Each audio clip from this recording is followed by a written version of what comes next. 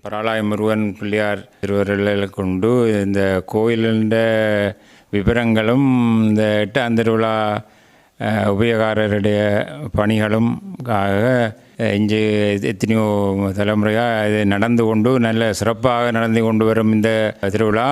இந்த கரகாட்டம் இதுகள் மற்ற தவில் நாதஸ்வர கச்சேரிகள் அதுகளுக்காக மக்கள் பின்னேரம் மாலையும் மதியம் வந்து இந்த திருவிழாவை வடிவாக கண்டு களிக்கிறதுக்கு வருவார்கள்.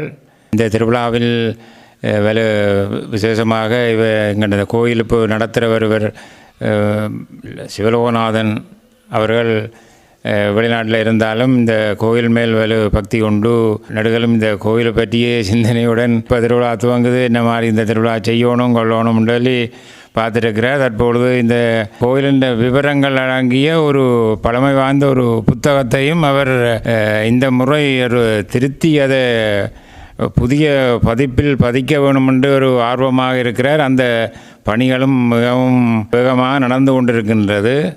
ஆங்கிலத்திலும் மொழிபெயர்த்து அதை வெளியிடுவதற்காக அவர் சில முயற்சிகளை எடுத்துக்கொண்டு இருக்கிறார்.